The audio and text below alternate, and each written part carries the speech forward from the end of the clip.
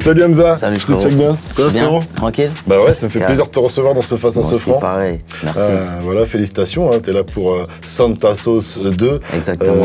Voilà, ça arrive 1 an après Paradise, 6 mois après la réédition de Paradise. Alors pourquoi t'avais vraiment envie de sortir ce projet? Ouais, j'avais envie parce que la première édition du projet était sortie il y a 3 ans maintenant. Ouais, 2016. Et donc ouais, à chaque fois Noël, les gens me le demandaient. Donc je me suis dit pourquoi pas cette fois-ci, vu que j'étais dans une bonne lancée créativement, je me suis dit vas-y, on va envoyer. Ouais, c'est ce que je me suis dit, vraiment on sent la créativité, on sent que t'étais un peu plus libre même pour ce projet, non? Ouais, comme d'habitude, après je fais ce que je me fais plaisir et je fais plaisir aux gens en même temps. Et voilà, je pense que c'est le plus important. Life, movie shit, niggas gossess. Elle espère avoir mes rex. Maintenant j'ai mon banquier, God bless. Et je fume un tas de haze, hey. Le concept de Noël, c'est un concept familial de base. Est-ce que tu conseilles d'écouter Santa Sauce 2 en famille? Pourquoi pas? Pourquoi pas, ouais. Pourquoi pas? Et je pense qu'il y a beaucoup de gens qui le font, donc ça me fait plaisir. Et ouais, je pense que c'est faisable. Ça, c'est un concept qui vient des États-Unis. Pas pour tout le monde, mais c'est pour tout le monde. Ça dépend de la, faut être une ça famille dépend de très la famille, cool. voilà. Parce qu'il y a des morceaux un peu chauds des fois. Ouais, tu connais. Les lyrics, quoi. Le daron ou la daronne, elle va te regarder en mode... Diminue. Avec qui tu as travaillé du coup pour ce projet-là? Pour les prods, tout ça? Pour les prods, tout le temps la même équipe. Hein. Il y a Ponko, il y a Prinsley, il y a moi aussi. J'ai fait pas mal de prods dessus. Il y a Banks, Ikaz aussi. Je pense que j'ai loupé personne. Ouais, donc tu as la même équipe, pas de nouveaux Ouais, producteurs exactement. ou quoi? T'aimes bien travailler avec les mêmes personnes tout le temps? C'est pas forcément que j'aime bien, mais c'est qu'on a une certaine alchimie et tu vois, on se voit souvent en studio, tu vois, c'est pas tu m'envoies une prod et je pose dessus, tu vois, on est souvent en studio, donc on crée de zéro et tout, tu vois. C'est plus facile. Ouais, c'est plus facile et il y a vraiment une ambiance, tu vois, c'est cool. Et justement, au contraire, les projets comme Santa Sauce, c'est pas les moments de dire, bah tiens, je peux peut-être aller tenter d'autres choses ou pas? Ouais, de ouf, mais pour l'instant, je suis pas tout de suite, ouais. Et d'ailleurs, comment tu te bosses avec tous ces producteurs, vu que toi aussi, t'es toi-même producteur? Comment t'aimes bien avoir une prod? Tu les diriges un petit peu et puis après, ils te ramènent quelque chose? Comment ça se passe? Non, en fait, c'est des gars qui sont super créatifs eux aussi.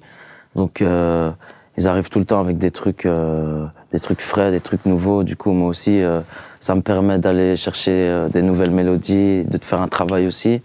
Et bon, c'est des gars, on se connaît depuis un bon petit temps aussi. Donc, ils savent très bien ce qui colle bien avec moi, ce qui marche pas avec moi. Et tu vois, il y a vraiment une alchimie, quoi, tu vois. Mais t'as besoin forcément de la vibes, parce que toi, t'es très dans la vibes en plus, par rapport à l'écriture. Alors, est-ce que t'écris plutôt à la baraque ou vraiment il te faut l'instru? Non, j'écris souvent en studio, ouais. J'ai presque jamais à la maison, ouais. C'est pas ton style, quoi. De toute façon, ça va pas avec ton univers, en fait. Ouais.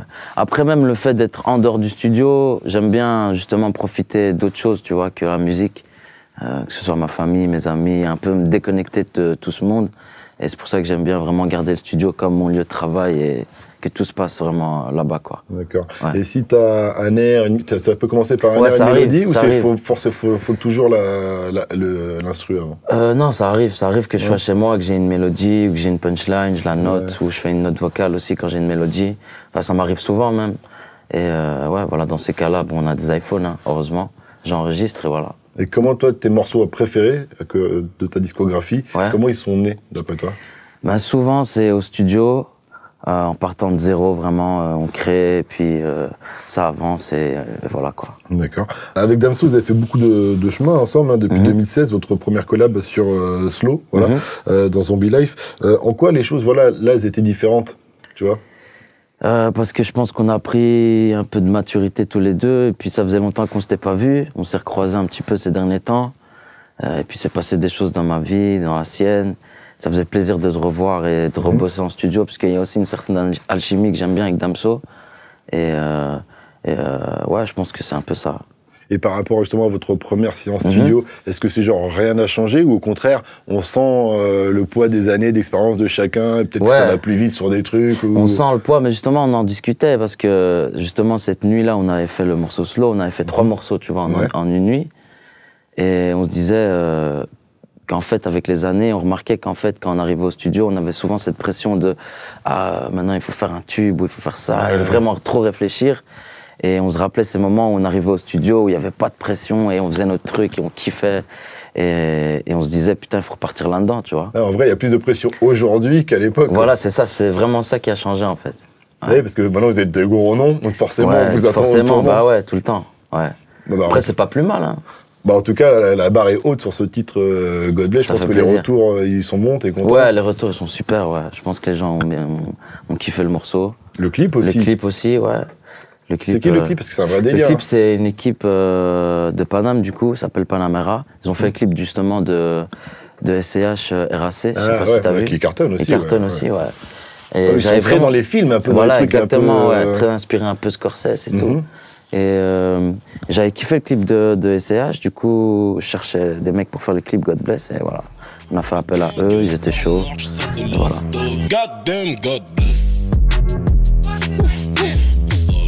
Maintenant j'ai mon banquier, God bless.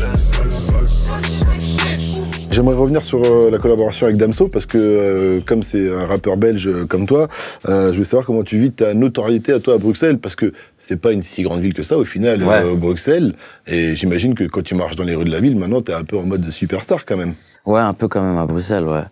Est-ce que c'est devenu trop petit Bruxelles aujourd'hui ou pas? Ben en vrai, je m'en fous un peu en vrai, parce que j'ai tout le temps été à l'aise, et je pense que justement le fait que ce soit une petite ville, tu vois, je me sens chez moi, tu vois. Limite, je suis plus mal à l'aise à Paris que chez moi. Je préfère sortir, je sors souvent, je vais en ville, je suis sans bodyguard, je suis là, que ce soit avec un pote ou avec ma meuf, ou peu importe.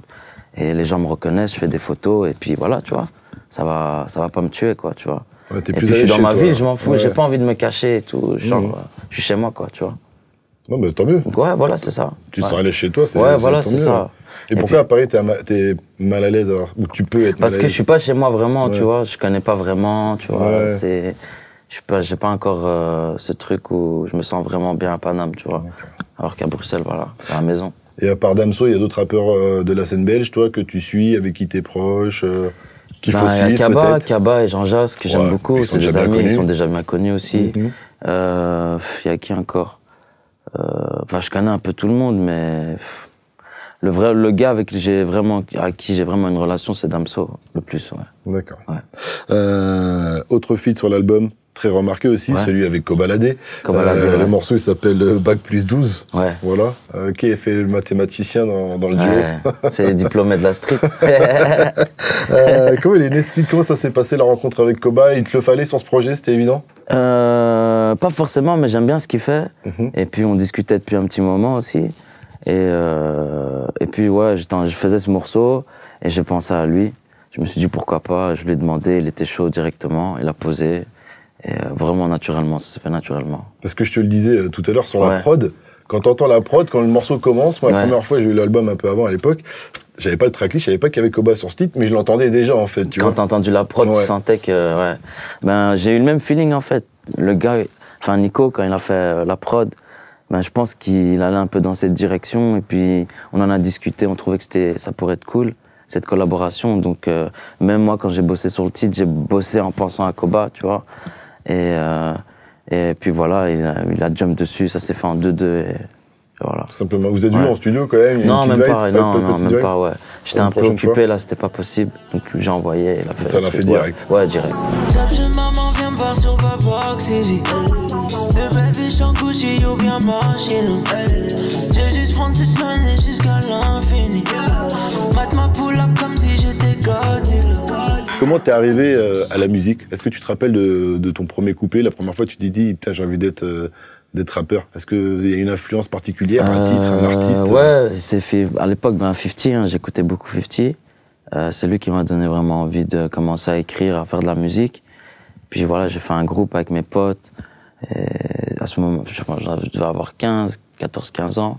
J'ai commencé aussi à faire des prods sur Fruity Loops.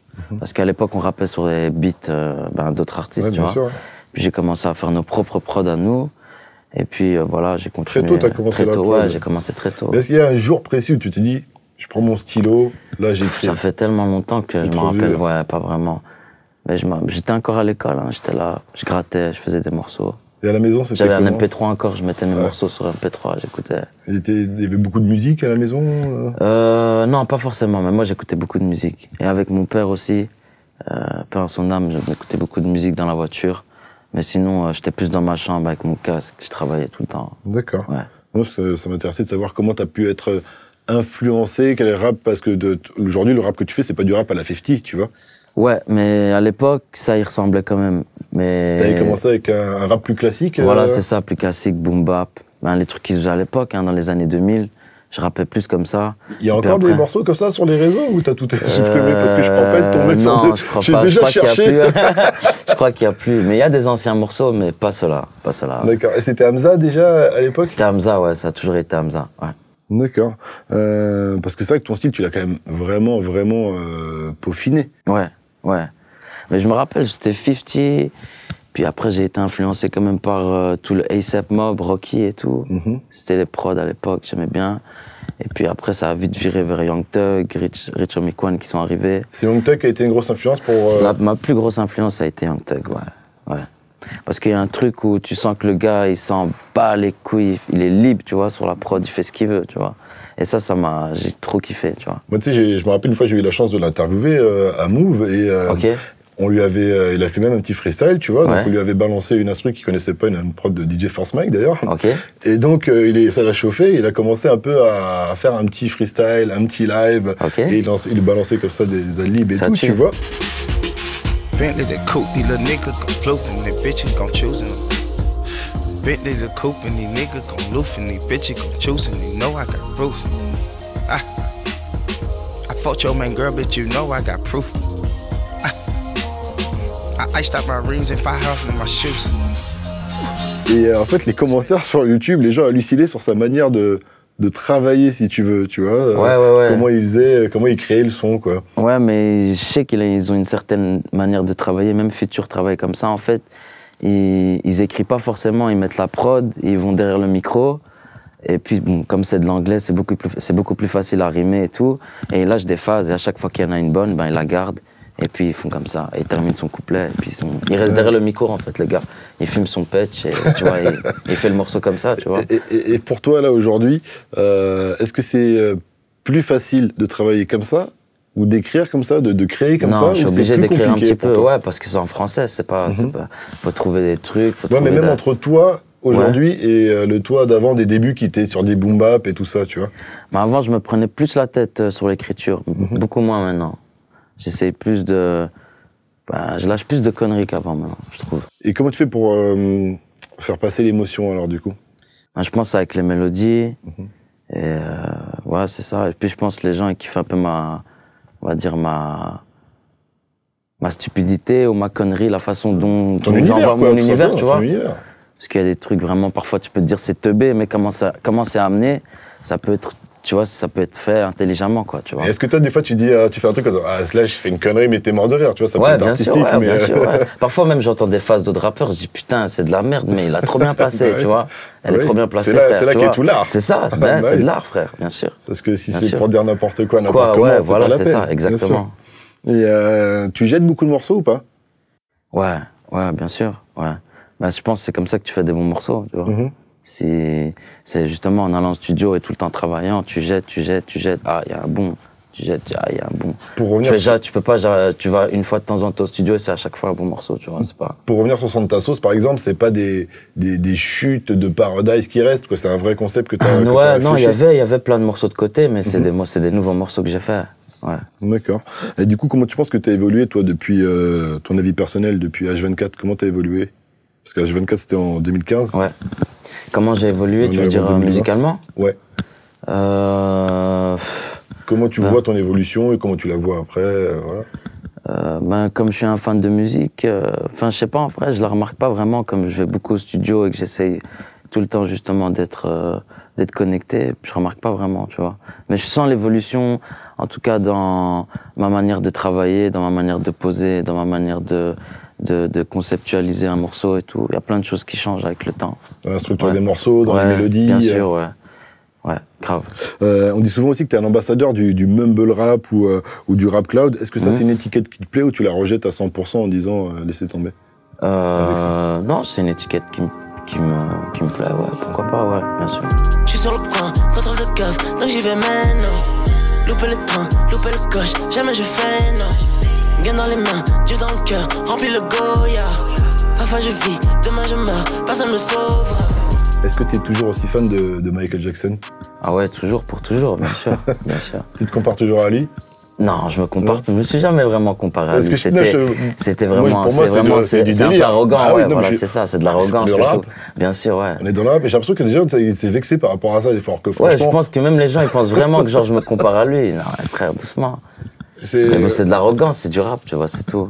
Mais sinon, normal, voilà. on est toujours le meilleur dans le rap, Bien c'est la sûr, base. Ouais, bien sûr. Mais ouais, je suis toujours fan, hein, Michael, ça reste Michael. Et toi, quand tu vois ça, tu rigoles quand tu vois Ouais, les je gens qui comprennent rigole, pas sur les ouais, réseaux. je vois dis, plein de trucs sur Twitter et tout, ouais, ça me fait marrer. tu devrais leur dire, mais si, je suis meilleur que Michael, c'est tout, et puis c'est tout, il y a quoi voilà. Tu parles beaucoup de luxe, de drogue, de femmes, normal, hein, on parle de rap, normal.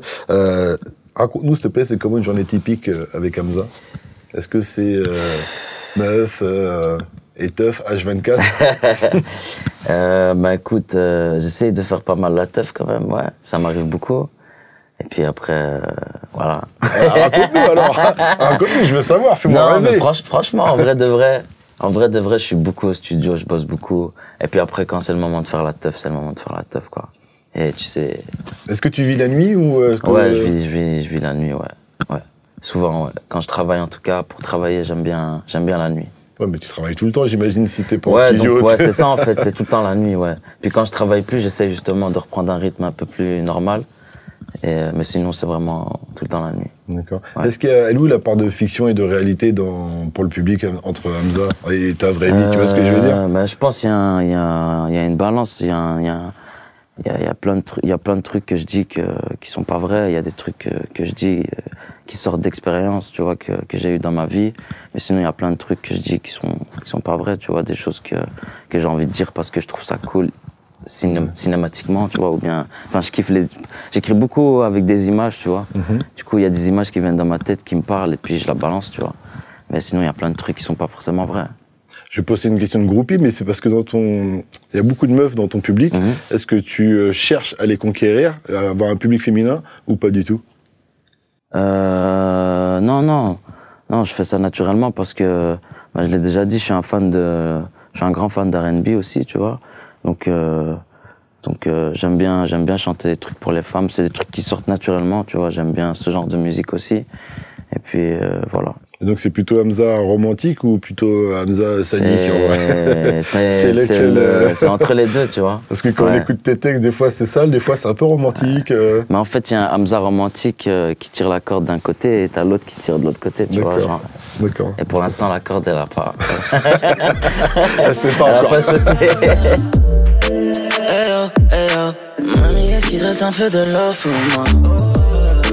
Hey yo, tu sais ce que je m'imagine quand tu danses pour moi?